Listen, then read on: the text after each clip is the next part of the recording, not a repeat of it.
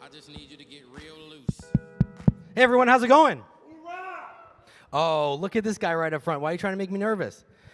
Hey everyone, I'm Nick Baldwin. Like David said, I am team leader of KW in Michigan, and I also run and I co-founded Lab Coat Agents, which is the #1 real estate Facebook group in the world and most engaged. We have about 103,000 members, and I want to talk to you today about the 10 steps that myself and my co-founder Tristan, who unfortunately can't be here with us today, the 10 steps that we took to create a Facebook group worth 7 figures.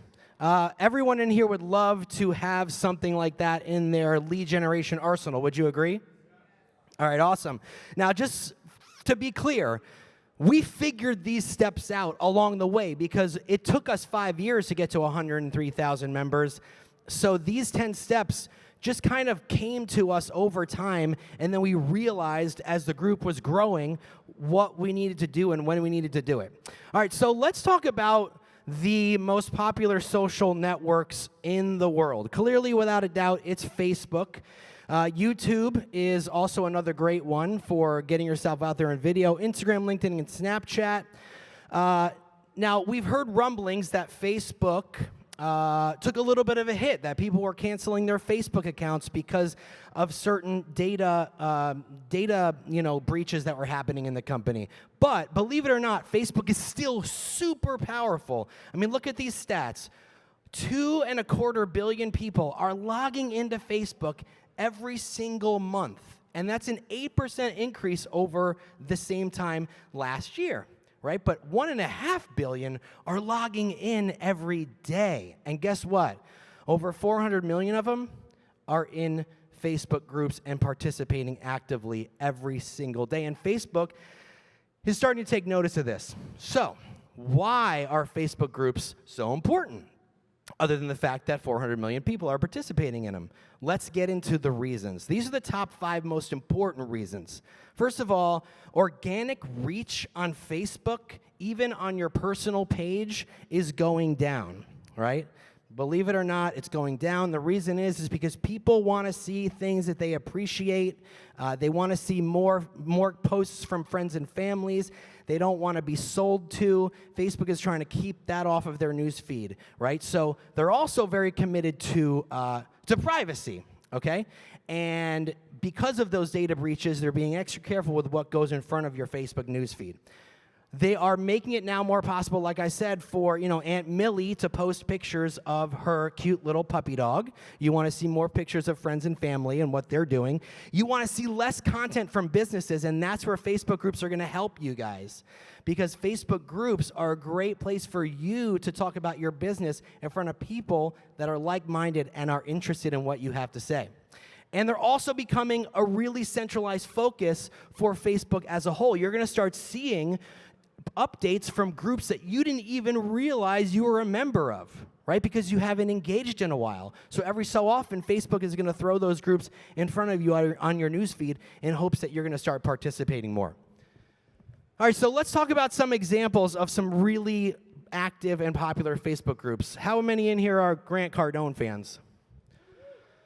Cool. Yes, Grant's awesome, and his 10X Growth Conference stemmed from his book, The 10X Rule, which also is a major group on Facebook, and that's one of the ways that Grant keeps his followers in front of him. The Miracle Morning by Hal Elrod, his group is over 200,000 people all across the world, and that's how Hal is able to stay relevant and be in front of people that are like-minded like him, and he's selling millions of books, and that group is helping him do that. Here's an example of one for real estate, right? Love Livermore is run by a friend of mine named Nicole Nicolay, who's in Northern California. She's got over 10,000 members in that group, and Livermore is a town in California that she sells out of, and that's where primarily most of her business comes from, is from that group.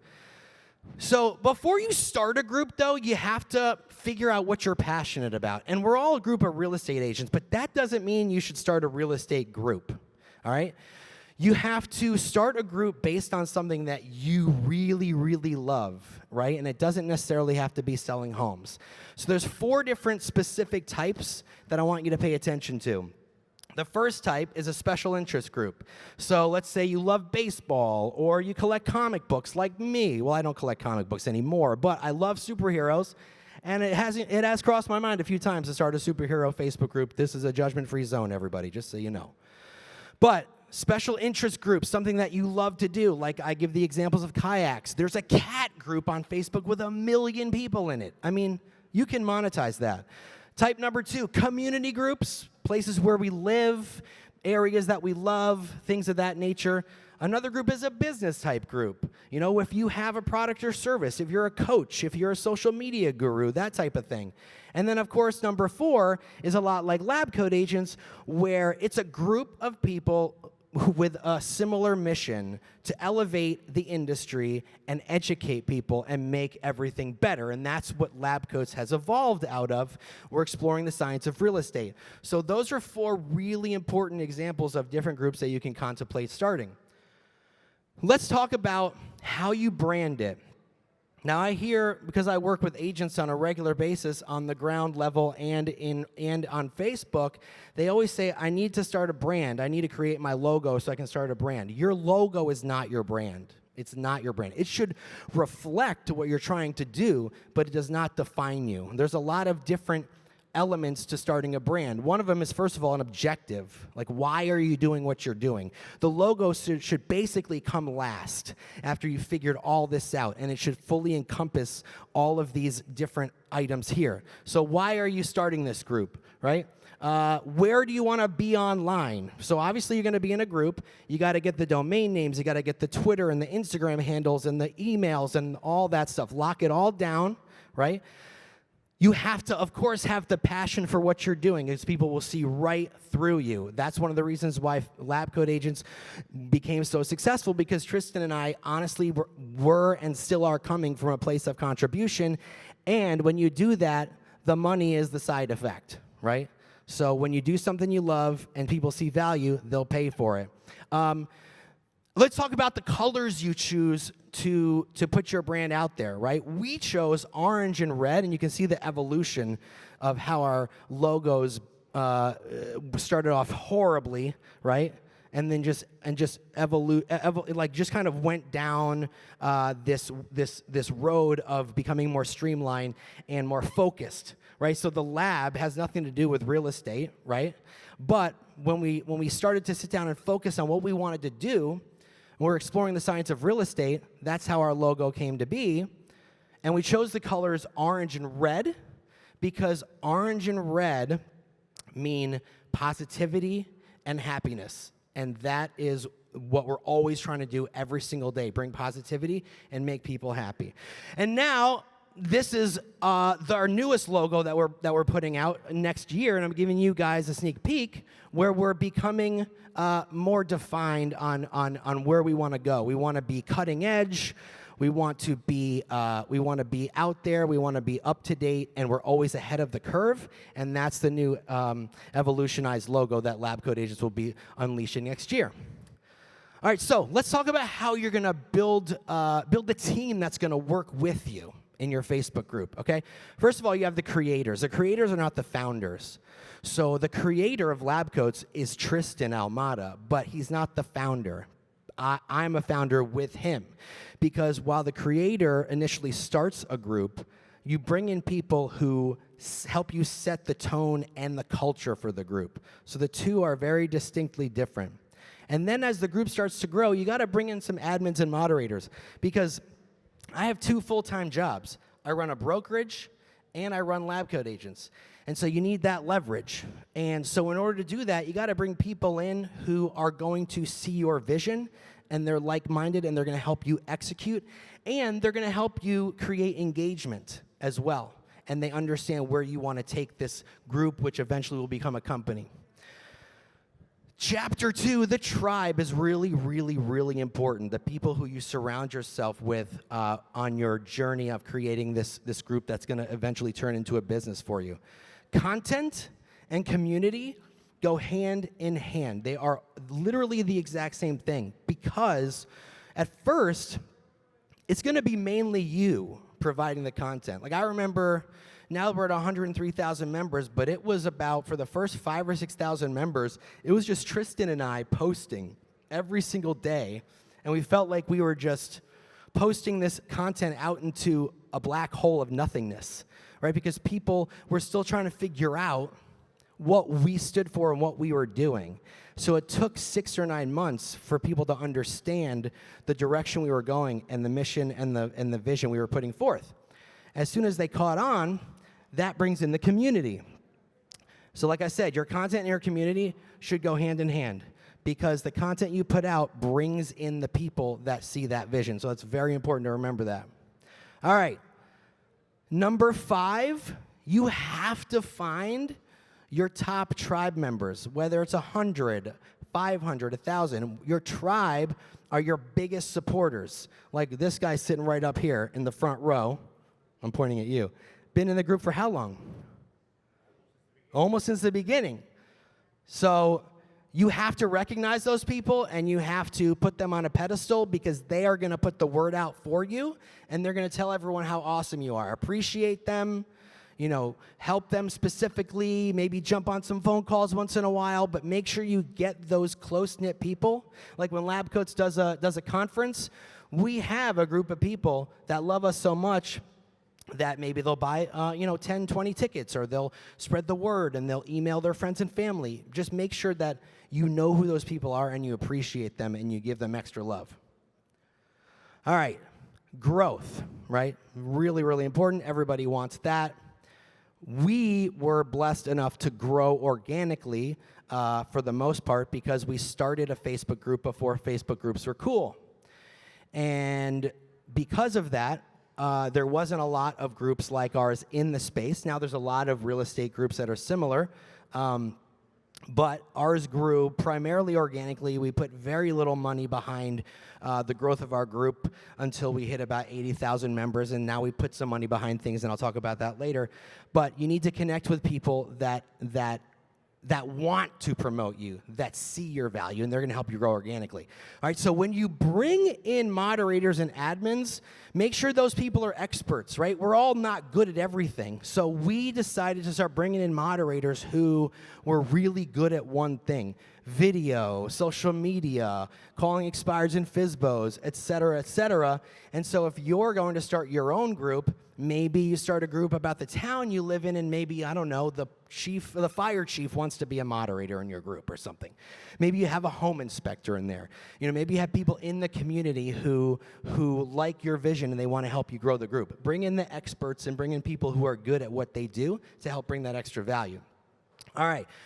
You definitely want to get emails and phone numbers. And the way you do that is have people sign up for webinars, have people come to client events or just events in general, have a mailing list, provide them value. If you sign up for this mailing list, you're going to get, if you're doing a township group, you're going to get a calendar of the best places to go pumpkin picking during the fall season, something along those lines. Give them value and make them want to sign up for it. And like I said, if you're going to do videos, make sure you put some money behind those. Facebook loves videos these days. So have a Facebook business page that connects to the group that will then allow people to go back to the group once they engage in your videos or whatever you're putting money behind. All right, so for lab coat agents, people started to take notice within the industry, and this is where we started to really see a boom, right? So in 2014, we were in a partner with Realtor.com. In 2015, we partnered with Commissions Inc. 2015, again, Espresso agent.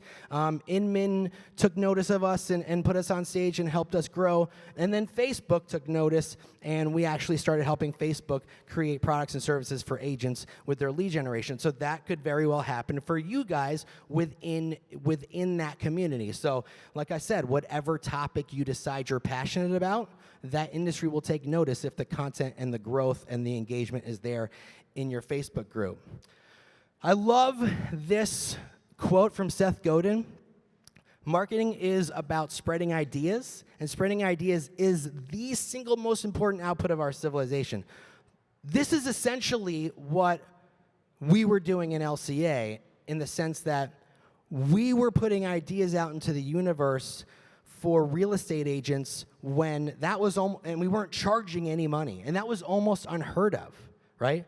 Because let's face it, there's a lot of people out there selling you information, but much of it should just be something that you can pick up and that someone can share with you. And so we were following Seth Godin's advice by putting this information out into the real estate world and helping people get better. All right, let's go beyond the actual group itself, because obviously you want to eventually make some money here, right?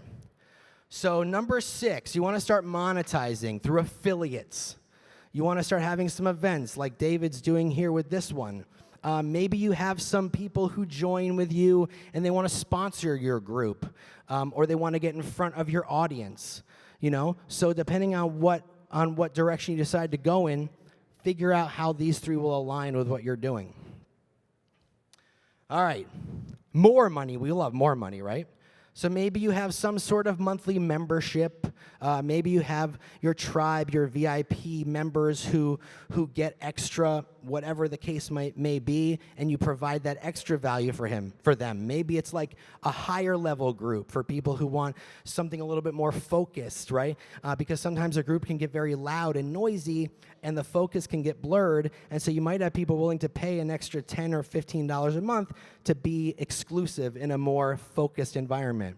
And then maybe you team up with someone, you create a product or service. That could very well happen. We're doing that as well. So think about how, whatever you decide to put forth in your group, think about how that will align with you. And then, of course, everyone wants to sell, right?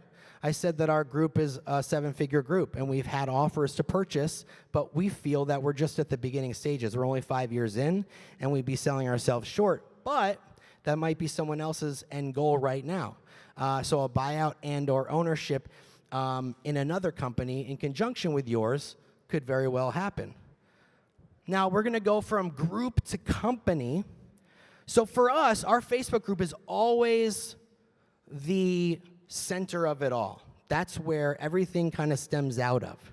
But if you're going to create a company, you're going to need an attorney, a CPA. You're going to have to get virtual assistants and employees. You want to have an organizational chart. Where do you want to take this group, and how do you want to turn it into a business? So for us, we have event planners. We have a web designer. We have a marketing director. We have all of those bases covered, because now we're a legitimate company and we need that leverage, right? And we have 40 moderators and admin that see our vision. And because there's a lot of top secret discussion that goes on among the admins, they all sign non-disclosure agreements because we don't want any of this stuff to get out, right? So you got to have people that you trust, and you got to put the right people in place. All right, let's start thinking about outside of Facebook, right?